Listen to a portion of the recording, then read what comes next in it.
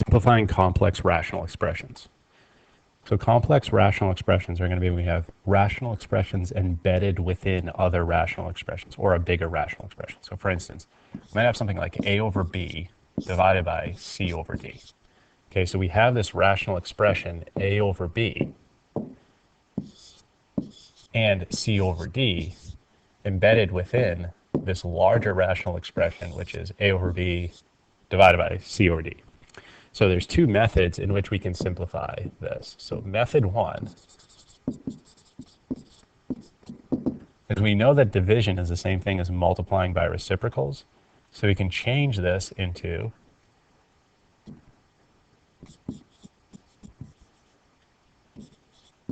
a multiplication problem.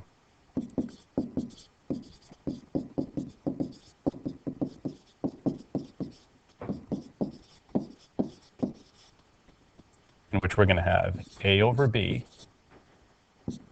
divided by c over d, right? That's equivalent to what we currently have. So we're going to rewrite that as a over b times d over c. And we can work from there. Okay? So method one, we're just going to change into a multiplication problem. And ultimately, we want to simplify. So the goal, we want to keep in mind, the goal is to simplify these into a single rational expression. So take away the complex component.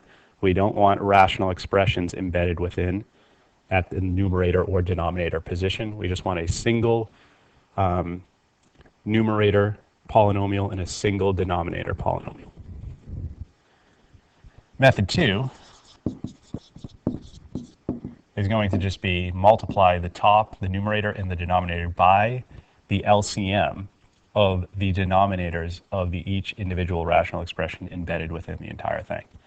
So method two is multiply top, I should say numerator, and denominator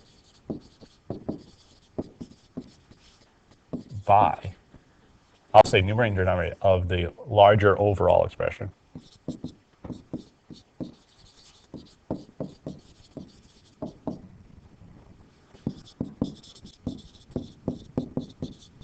by the LCM of the denominators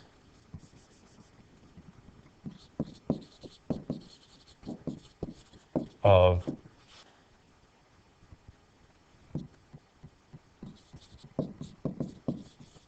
I'll say of the embedded rational expressions.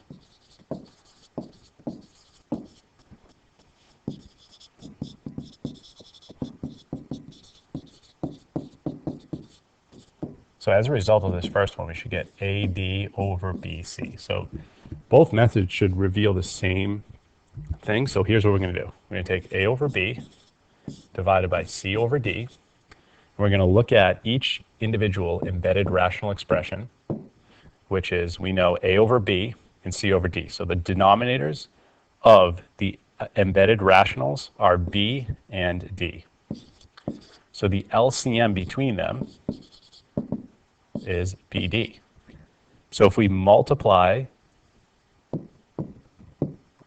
the numerator of the overall larger rational expression by this LCM that we found, so we're going to multiply by BD, and we're going to multiply the bottom by BD. And are we allowed to do this? Yes, because BD over BD is just 1. So we're technically just multiplying by 1. What you'll see is we get cancellation. All we're left with up top is AD. And on the bottom, the D's cancel, and we're left with CB. Exact same answer as before, so both methods work. The second method takes away the need for rewriting as a multiplication problem and can often be a more efficient solution method in certain scenarios. The other one, so it really depends, but both methods work and get you to the same end goal. So let's take a look at some examples, and I'll do both methods for each one. So here we have this rational expression and this rational expression embedded within a larger one. So we're going to change it. We're going to use method 1 here.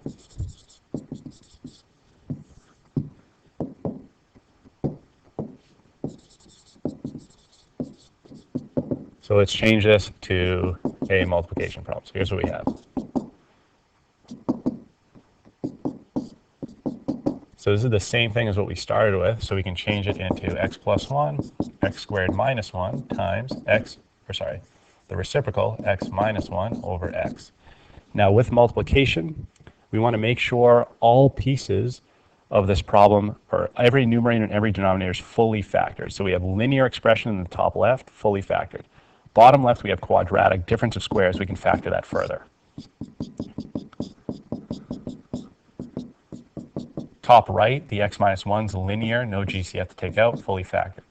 Bottom right, also linear, nothing to be factored. So we have this thing fully factored. Now we can make some cancellations prior to executing the multiplication. So x minus 1's cancel, x plus 1's cancel. And all we're left with is nothing left up top. So when everything cancels, make sure you recognize there's a 1 left over.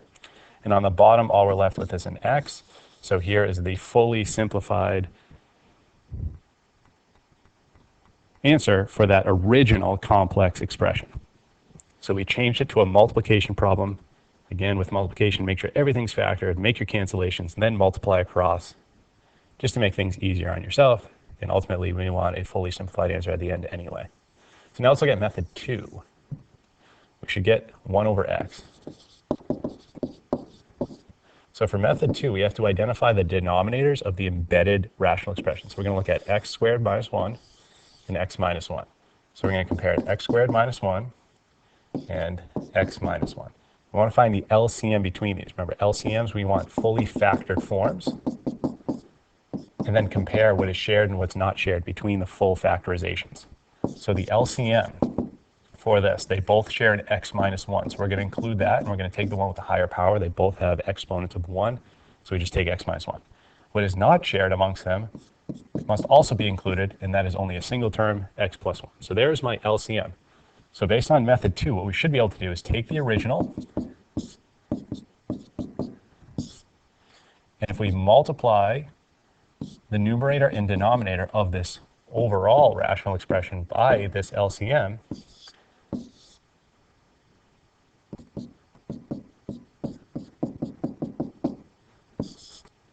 we should still get the same answer as before. Okay. So what do we get? X squared minus 1. This whole thing cancels with this whole thing because they are equivalent in value. X minus 1 cancels. So what are we left with? Up top, all we have left is x plus 1, and on the bottom we're going to have x times x plus 1. These cancel, and we get 1 over x.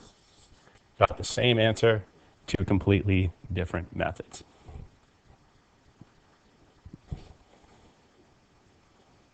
And last example. In this example, we have up top 2 rational expressions. So what are the embedded rationals within the overall? So we have this, this. If we want to ultimately change this to a multiplication problem, like example 1, it's best if we just have a single rational expression in the numerator and denominator. So if we want to make that happen, let's first add the numerator expressions. So for that, we need common denominators. This we don't have to go through an extensive process because we can see that they both have x's. This one has a 2, so we want to tack on a 2 here. If we multiply the bottom by 2, we have to multiply the top by 2. So now we have common denominators, and we're going to have 3 over 2x. So we can rewrite this as follows. 3 over 2x over x plus 4, x minus 2. So using that first method, we can identify that this is the same thing. When we see that complex, that's the same thing as this division problem. And we know all division problems can be rewritten as multiplication problems. So multiply by the reciprocal. Then we want to make sure things are fully factored, and they are. So now we're going to execute the multiplication. We're going to get 3. We can distribute if we want. We might as well. So 3 times x minus 2 is 3x minus 6. And on the bottom, 2x times x plus 4 is 2x squared plus 8x. And there is our answer.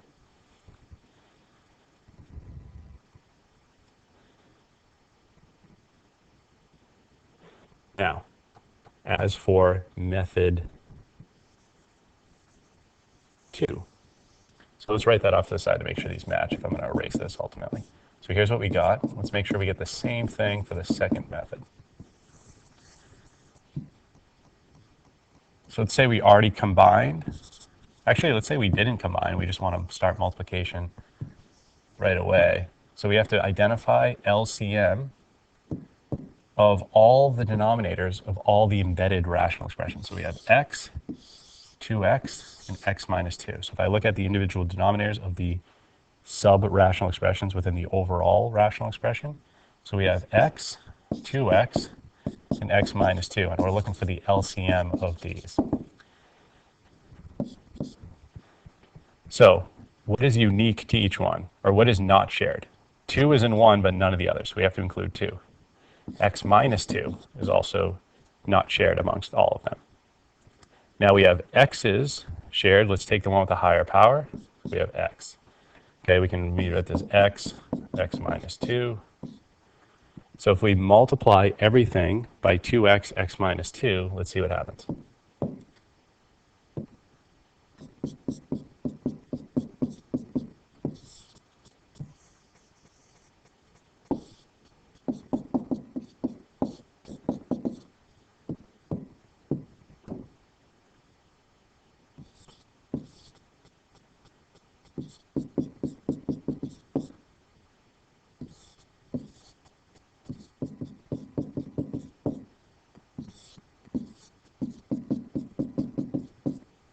Okay, up here, these x's cancel, these 2x's cancel, and these x minus 2's cancel. So what do we have left up top? We're going to have x minus 2 plus, looks like, x minus 2.